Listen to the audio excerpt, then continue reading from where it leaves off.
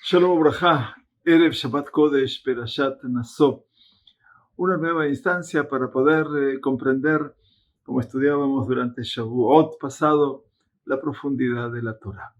Poder sumergirnos en ella es, como hablábamos en el tiempo de la salida de Hag Shavuot, el concepto de Hidud, de ser personas que estemos afiladas, como cuando sacamos una buena punta a un lápiz para poder escribir.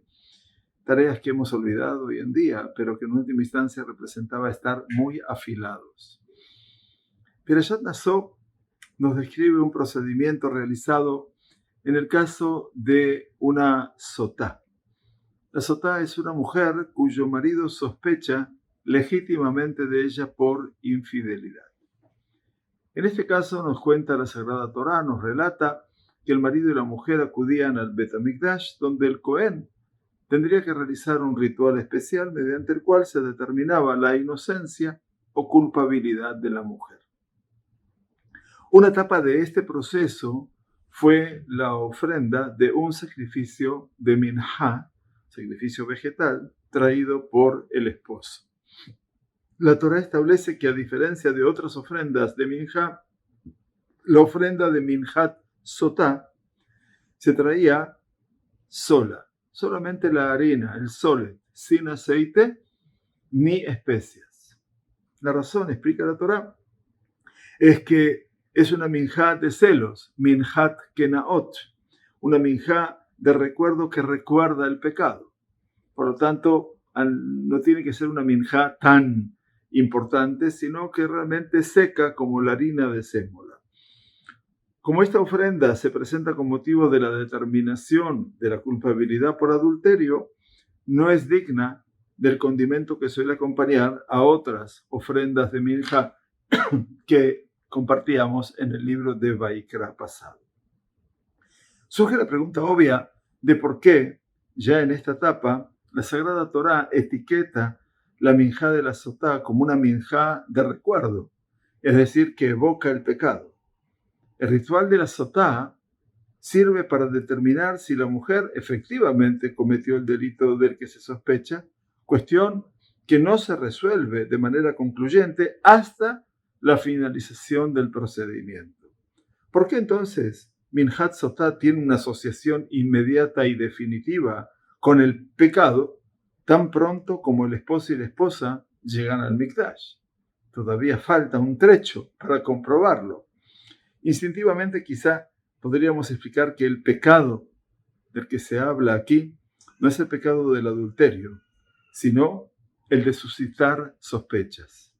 El ritual de la sotá se lleva a cabo solo si el esposo tiene una base legítima para sus sospechas, a saber, que advirtió específicamente a su esposa de que no estuviera en un lugar a solas con determinada persona en cuestión.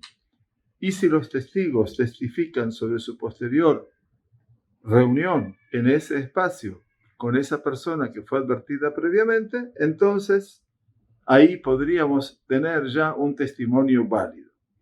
Así, incluso si no se cometió ningún acto adúltero, la mujer es sin embargo culpable de actuar de una manera indebida que despertó sospechas, por lo que tal vez la minjá de la sotá, minjat sotá, realmente merece el nombre de mazkeret avon, quiere decir aquella que recuerda el pecado independientemente del resultado del ritual.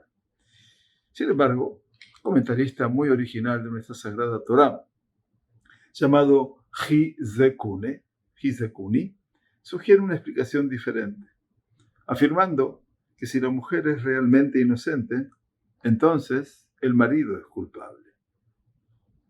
El ritual de la sotá establece la culpa de infidelidad de la mujer o la culpa de sospecha injusta del marido.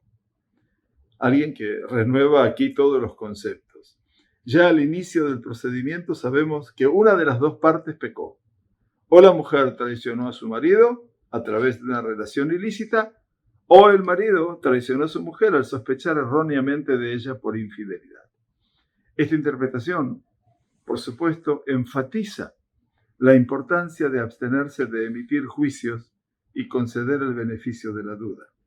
Incluso en el acto de una sotá, donde, como se mencionó, el esposo tiene una razón válida para sospechar de su esposa, la Sagrada Torá considera que su sospecha es pecaminosa si se establece la inocencia de la esposa. Ciertamente entonces, bajo circunstancias más estándares, uno debe resistir la tendencia a lanzar acusaciones sin fundamento y presumir culpabilidad en lugar de inocencia. En la Sagrada Torá, ante todo y por sobre todo, la persona es zakai, es inocente, no es culpable a priori. Y eso viene a enseñarnos el Hizekuni frente a un escenario donde se trata de instalar nuevamente el Shalom, la paz, dentro de un hogar que se vio sacudido por una tormenta, por un terremoto que no deseamos ninguno de nosotros. Un aprendizaje más para saber muy bien medir nuestros sentimientos, pero también medir cada una y una de nuestras palabras. Shabbat Shalom Umevorach. Gracias por acompañarnos.